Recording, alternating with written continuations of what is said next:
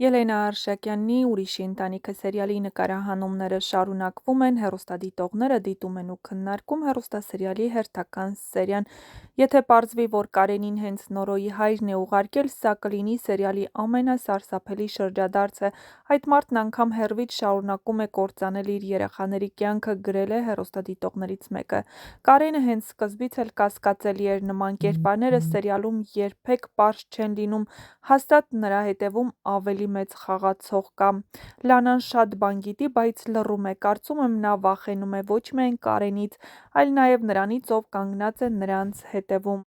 Սերիալն ավելի է խորանում, հենց դրա համար էլ հետաքրքիր է, ամեն դրվագից հետո հարցերն ավելի շատ են, քան պատասխանները։